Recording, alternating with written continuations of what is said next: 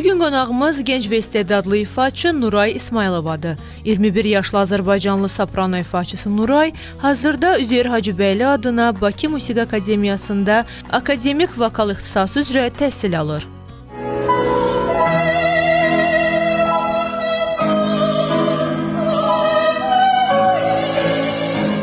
Mənim ixtisasım 5 il fortepiano olmuşdur. Cəfər Cabbarlı adına Uşaq Musiqi Məktəbində fortepiano təhsili almışam. Bu sənət yolunu akademik vokala yönəltmişəm.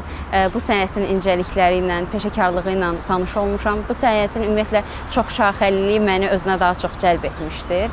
Həm burada səhnə mədəniyyəti, aktyorluq, vokal texnikasının üstünlüyü bu ümumiyyətlə böyük bir məsuliyyət və sevinc hissidir. Azərbaycan Respublikasının əməkdar artisti, sənətşünaslıq üzrə fəlsəfə doktoru İlham Nəzərovdan bu sənətin incəliklərini öyrənirəm.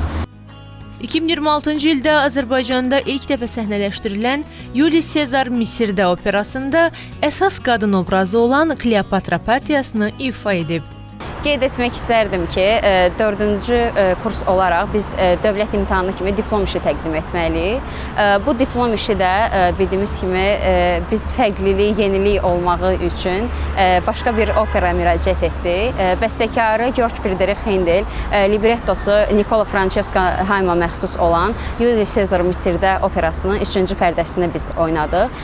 Bu operada iştirakçılar, ümumiyyətlə bu operada əməyi keçənlər çox oldu. Azərbaycan Respublikasının əməkdar artisti, rejissor və quruluşçu müəllimim Necat Kazımov, dirijor Elnur Qurbanov və vokal partiyalar üzrə ümumi işləmə, bu məsuliyyəti öz üzərinə götürən isə İlham müəllim olmuşdur.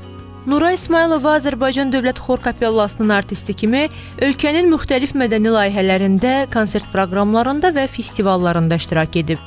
Səhnəyə çıxmazdan əvvəl əsas səs məşğələsi edirik və çalışıram ki, biraz daha çox hərəkətdə olum, qaçım, biraz yəni bədəndən o enerjini atmağa çalışıram ümumiyyətlə. Sonra isə artıq səhnəyə hazır oluram. Səhnəyə çıxanda artıq Nuray yox, həmin ifa etdiyim personaj olur.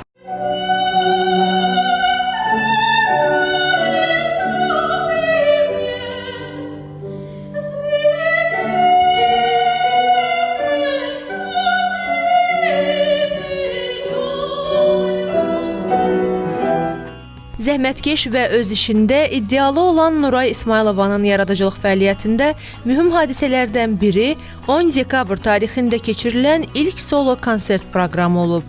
Gənc ifaçı klassik musiqinin xüsusilə də opera sənətinin təbliği istiqamətində fəaliyyətini uğurla davam etdirir.